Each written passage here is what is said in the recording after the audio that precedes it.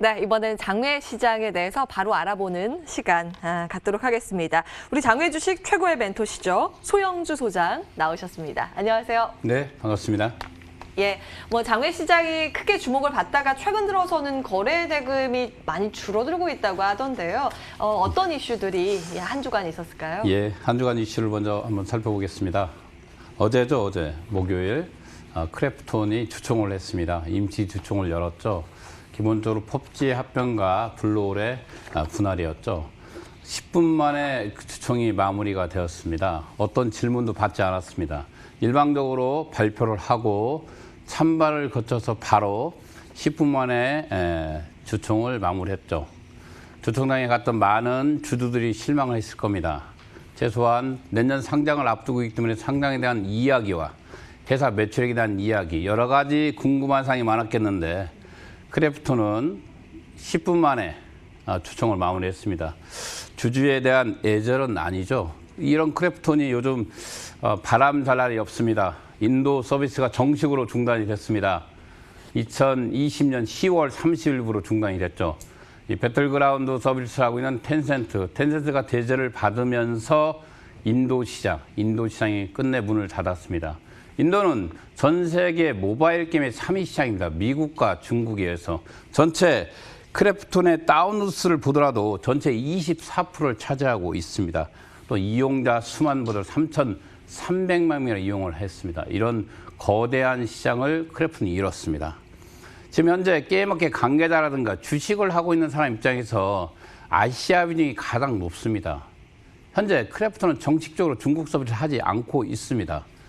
중국의 서비스는 합평 경영과 크래프톤의 관계는 전혀 없다고 발표했습니다. 그럼 이렇게 높은 아시아 지역의 매출 어디서 나왔을까요? 바로 인도라고 보고 있습니다. 예측을 해봅니다. 이런 인도 시장을 잃었기 때문에 내년에 IPO 가는 데에도 적신 옵니다. 이런 여러 가지 상황, 또 다음 달에 있을 12월 달에 있을 엘리온의 발표 맞물리고 있습니다. 맞물리고 있기 때문에 크래프톤을 지금 매수하는 것보다는 이런 상황들, 주변 여건들을 살펴보고 난 후에 매수해도 충분하다고 보겠습니다. 두 번째로 요즘 장외주식 플랫폼 시장 말이 참 많습니다. 주식이 조정기에서 주식이 많이 밑으로 하방으로 흐르고 있는 상태에서도 플랫폼, 특히 장외시장을 장악하고 있는 중개업체들에 의해서 장악되고 있는 플랫폼들이 장외주식 가격이 왜 떨어지지도 않고 있냐 이런 말을 하고 있습니다. 이것은 뒤에 가서 더 깊이 한번 이야기해 보겠습니다. 세 번째로 교촌이죠. 우리가 알고 있는 교촌치킨. 대한민국 최초 가맹점 회사가 직상장 역사를 썼습니다. 현재 이 회사가 기본적으로 공모주 청약에도 흥행에 성공했습니다. 여러분 알고 있는 거래소의 SK바이오팜이라든가 빅히트 엔터테인먼트의 모든 청약 기록률을 새롭게 작성해서 최고 경쟁률을 기록했습니다. 마찬가지로 공모가는 최상단인 12,300원을 찍었습니다. 12일 날 상장을 앞두고 있습니다. 여러분들이 익숙해 있는 가맹점 회사, 이 두 가지 문제점이 있어요. 첫 번째는 가맹점이 이익이 많이 난다면 본사는 이익이 줄 것이고 본사가 이익이 많이 난다면 가맹점이 이익이 줄지 않겠습니까? 이 묘무한 관계, 이것을 교촌이 잘 풀어야겠죠. 상장 후 성장성까지 이어보면서 이렇습니다. 팁을 하나 드리겠습니다. 공모주 주식을 공모주 시장에 사지 못하고 상장돼서 샀을 때 공모주 주식 올라가다가 무너지는 기점이 있습니다. 첫날 아니면 둘째 날. 무너지는 주식을 절대 사지 마십시오. 대부분 공모주 주식을 사지 못한 사람들이 마치 공모주 주식을 사고 싶은 한이 남아있는 것처럼 공모주 시장에 올라 무너지는 주식을 바로 산다. 그게 거의 개인들입니다. 파는 사람 누구죠? 기관들이죠. 애국인들이고. 개인들이 절대 공모주 시장이 상장되고 올라갔을 때 무너지는 시점에 절대 주식은 편입 않는 것이 하나의 팁이라고 보겠습니다. 카카오뱅크 올 3분기 당기순이익이 406억 달성했습니다. 엄청난 성장입니다. 전년 대비 한 600% 성장을 했습니다. 카카오뱅크가 새로운 금융시장을 열어 제끼면서 이렇게 높은 수익을 내면서 전체 카카오가 최초로 분기 1조 매출액을 달성했습니다. 이 1조 시대를 열었다는 것이죠. 이거 어마어마한 일입니다. 그동안 알고 있는 우리가 카카오가 이 정도로 선전을 했던 것은 바로 콘텐츠 부분과 또는 플랫폼 부분이 양분되고 있습니다. 특히 플랫폼 부분에서 여러분들 가고 있는 카카오톡에 2,800억, 600억 정도가 매출이 일어났죠. 그 외적인 부분에서도 현재 이 카카오 플랫폼 부분에서는 카카오페이, 신사업 부분, 카카오페이라든가 카카오 모빌리티가 선전을 했습니다. 이 카카오페이라든가 카카오 모빌리티는 비상장에 있습니다. 거래는 되지 않고 있지만 비상장 종목이라는 것이죠. 이렇게 신사업 부분들이 카카오를 현재 주가를 만들고 있습니다. 두 번째로 콘텐츠 부분에서 한 5,460억 정도 매출액을 올렸습니다. 가장 큰 효자 역할은 바로 카카오 페이지입니다. 카카오 페이지가 1,487억 원, 전년 대비 한 83% 가까이 상승을 보였습니다. 카카오의 성장은 바로 카카오의 외쪽으로 남아있는 카카오 신사업 부분들이 있다는 것이죠. 이들이 바로 비상장에 있습니다. 카카오페이, 카카오 모빌리티, 카카오엠, 그리고 앞서 말한 카카오뱅크까지 비상장에 있는 주식이라는 것이죠. 그래서 카카오의 무한적 성장성은 눈여겨볼 필요가 있습니다. 기본적으로 우리 요즘 주요 청약 공모의 기업 현황을 한번 봤습니다. 이유는 뭐냐, 이 고평가 논란 때문에 이걸 좀 올려봤습니다.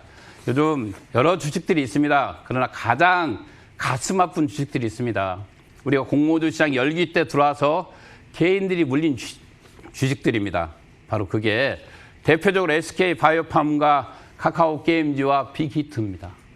이 세 가지 종목을 봤을 때, 현재 상태로 봤을 때 보더라도 이 회사의 최고가, SK 바이오팜이 최고가가 26만 8,500원입니다. 오늘가가 보니까 16만 8천원, 거의 한 반 가까이 62%가 폭락을 했습니다.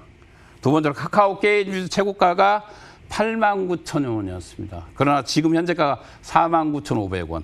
빅히트 엔터테인먼트 최고가가 35만 1,000원이었습니다. 현재가가 16만 5천 원. 이런 주식들이 떨어질 때마다 가슴이 아픕니다. 이유는 이렇습니다. 그동안 주식을 하지 않은 개인들이 이 공모주 열기로 인해서 주식시장에 뛰어들었습니다. 특히 20대, 30대들.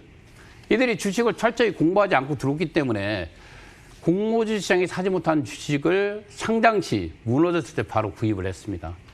빅히트 엔터 같은 것도 마찬가지고 카카오 게임즈도 그렇습니다. 그들이 태어나서 처음으로 주식을 편입하는 사람도 있을 것이고 그들은 태어나서 처음으로 반대 매매를 당했을 수도 있습니다. 그래서 어떤 주식보다 삼성전자 또는 현대자동차보다 떨어졌을 때 가슴 아픈 주식이 바로 이런 주식들입니다. 개인들은 이 공모주 시장에서 성공하기 위해서는 반드시 말씀드리겠습니다. 철저하게 본인이 준비하고 공부하는 사람만이 성공할 수가 있습니다. 여러 열기가 있죠. 공모주 시장이 들썩거린다, 따상 같다, 이런 것들은 저에게 온다는 것은 아닙니다. 또 여러분들이 간다는 것도 아닙니다. 공부하고 노력한 사람들에게 오는 부라는 것이죠. 그래서 다시 한번 말씀드립니다. 공모주 주식이 상장됐을 때 무너지는 시점에 주식을 사는 것은 바보 같은 일이기 때문에 다시 한번 생각할 필요가 있습니다. 그래서 요즘 장외 가격에 비해서 이 공모주 주식수가 너무 낮구나, 또 상장된 가격이 낮습니다. 그래서 장외 주식 고평가 논란이 불고 있습니다. 실은 SK 바이오팜도 시장에서는 현재 한 장외에서 공모주가 거래했을 때 25만 원에서 한 30만 원 가까이 거래가 됐습니다. 또한 카카오 게임즈도 8만 1,000원까지 거래가 됐던 종목입니다. 장외에서요. 빅히트 엔터테인먼트도 공모주 주식이지만 40만 원 가까이 거래가 됐습니다. 현재 가격과 비교했을 때 낙폭이 상당합니다. 그래서 장외에서 주식을 꼭 산다고 해서 올라가는 건 아닙니다. 그래서 철저히 준비한 사람만이 승리한다는 것을 다시 한번 말씀드리겠습니다. 그리고 그만큼 위험한 시장이라는 것도 알아주시기 바라겠습니다. 장외주식 그래서 지속적으로 거품 논란이 일고 있죠. 이런 내용들 때문에. 그래서 지금 현재 시장에 남아있는 회사를 살짝 살펴보겠습니다. 카카오뱅크가 얼마 전에 외부 기관으로부터 한 7천억을 수혜를 받았죠. 이때 주당 가격이 23,500원이었습니다. 그러나 현재 장외가격이 94,000원입니다. 아직도 높은 가격이기 때문에 고평가를 휩싸여 있습니다. 절대 편입해 주지 말아 주십시오. 현대 MN소프트가 특별한 사유 없습니다. 무인자동차의 최고가는 알고 있죠. 그러나 현대 MN스포츠도 2020년 1월 가격이 4만 원이었습니다. 그런데 현재 가격이 12만 원. 거래 없이 효과가 올라가고 있는 모습이니까 매수하는, 추격 매수하는 건 절대 금지해 주십시오. 좋은 회사라는 건 알고 있지만 이렇게까지 올라가서 살 주식은 아닙니다. 세 번째로 크래프톤입니다. 2020년 3월 달에 외국계 사모펀드가 주당 55만 원을 편입했던 종목입니다. 오늘 가격이 150만 원 보겠습니다. 너무 높습니다. 앞서 말한 대로 여러 가지 문제점도 있기 때문에 고민해보고 편입해야 될 종목입니다. 마지막으로 솔라임입니다. 2019년 6월 달에 시총 3천억 정도의 국내 기관들이 편입을 했습니다. 그러나 현재 시총 장익가가 9천억이 넘습니다. 3배 가까이 폭등했기 때문에 이런 종목들은 고평가 논란 속에 있습니다. 그래서 편입하는 것을 자제할 필요가 있습니다. 이러면서 빅히트 엔터테인먼트는 공모주 애정기업들이 속속 연기되고 있습니다. 그만큼 빅히트 엔터테인먼트가 시장에 미치는 영향이 컸습니다. 특히 공모주 시장 영향이 컸기 때문에 공모주들 하는 사람들에게 다시 한번 제고할 필요가 있다. 이런 말씀 드리겠습니다. 자, 오늘은 여러분들에게 이런 말씀 좀 드리고 싶습니다. 장외주식 거래 플랫폼들의 문제점입니다. 실은 장외주식이라는 거 이러지 않습니까? 어디서 사야 되는지 아무도 모르고 있습니다. 진짜 그렇습니다. 일반 개인들뿐만 아니라 증권사에서 근무하고 있는 직원이라든가 또는 주식 방송을 하고 있는 전문가들도 이 장외 주식은 어디서 구입하는지 잘 모르고 있습니다. 통상적으로 가장 1단계로 들어가죠. 인터넷을 통해서 장외 주식 거래 플랫폼을 찾아봅니다. 지금 현재 장외 주식 거래 플랫폼은 증권사 및 또는 KOT 시장이 있습니다. 대표적인 게 2014년 8월에 출시한 KOTC입니다. 이게 바로 모든 증권사를 통해서 거래할 수가 있습니다. 마치 비상장 장외 주식의 가장 안전한 거래처는 KOTC입니다. 다만 KOTC에 거래되는 종목이 136개라는 아주 작은 종목입니다. 그렇기 때문에 이 KOTC 없는 주식을 시장에는 외적인 시장에서 사고 있습니다. 그런 것들을 우리가 사설시장이라고 표현을 합니다. 이 사설시장이 거래 금액 6조에서 10조가 다달하고 있습니다. 6조에서 10조가 더 많은 시장을 찾기 위해서 이제 증권사들이 쏙쏙 등장을 했습니다. 자기 자체적으로 유안타라든가 삼성증권 이런 신한금융투자들이 자체적으로 플랫폼을 만들었습니다. 그래도 한계점이 있습니다. 거래 한계점이 있다 보니까 사람들이 가장 많이 찾는 게 바로 솔직히 38 커뮤니케이션과 피스탁입니다. 38 커뮤니케이션과 피스탁은 사설입니다. 개인이 주인이죠. 국가의 개입이 전혀 없습니다. 개인 겁니다. 그러다 보니까 여러 가지 문제점들을 야기시키고 있습니다. 가장 큰 문제는 보면 앞서 말한 대로 우리가 38 커뮤니케이션을 보면 비상장 매매와 시세정보 여러 가지가 있는데 여기에서 볼 때 비상장 매매 형태로 들어가서 보겠습니다. 이 시장 자체가 이미 95% 거의 98% 가까이가 누가 장악이냐 중개업체들이 장악했습니다.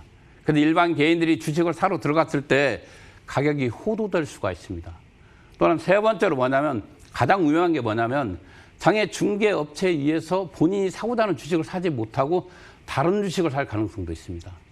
그래서 38 커뮤니케이션의 문제점들은 여러 신문에서도 지금 지적되고 있고 개인들이 왜 그 시장에서 주식을 사야 되는가? 이유는 갈 곳이 없기 때문에 그럽니다.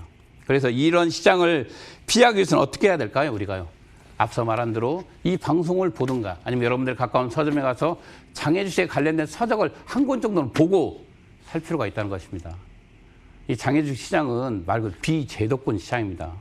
시장 밖에서 이루어지고 있는 시장이기 때문에 철저히 준비하지 않는 사람에게는 정말 낭패를 볼 수 있는 시장이라는 것입니다. 앞서 그러면 공매도 공매수가 제일 큰 문제입니다. 38 사이트를 한번 보겠습니다. 38 사이트에 딱 들어가 보시면 여러분들 이 빨간 표시가 됩니다. 이 빨간 표시가 얼마일 것 같습니까? 하나에 쓸 때마다 500원입니다. 500원에 중개업자가 돈을 내고 글을 쓰는 겁니다. 그렇기 때문에 이 플랫폼을 운영하고 있는 운영자는 이 공매도라 하더라도 공매수라도 지울 수가 없습니다. 여기 보면 좀 진하게 돼 있는 빨간 표시 있죠? 이건 5,000원짜리입니다. 중개업체들이 90%, 98% 가까이를 장악하고 있기 때문에 이 가격이 맞다, 틀리다 이런 말을 하고 있습니다. 근데 결정적으로 이 회사를 보면 하나로 현대엔진을 보겠습니다. 공매도 공매수가 팔자가 83만 원입니다. 그러면 사자는 얼마겠죠? 사자가 83만 원이네요. 그럼 둘이 결해하면 되죠? 뭐하러 올리겠습니다? 이게 바로 공매도 공매수다. 이것을 방치하는 것이죠. 이로 인해서 개인들에게는 가격의 교란까지 이루어지기 때문에 이 38 커뮤니케이션이라든가 비상장사에 있는 사설 플랫폼을 이용할 때는 정말로 조심할 필요가 있다. 이 말을 해드리고 싶습니다. 마지막으로 이런 사설 사이트는 단속할 필요가 있겠습니다. 대표적인 주식거래 사이트부터 변화를 일으켜야만이 장애주 시장이 건전해지는 거 아니겠습니까? 기본적으로 이 사설 사이트가 운영되면서 가장 큰 피해자는 누구냐? 개인이라는 것이죠. 개인이 피해를 보기 때문에 이런 시장들은 반드시 어떤 국가적인 법적인 제도가 필요한 시장이다. 이렇게 말씀드리겠습니다. 감사합니다.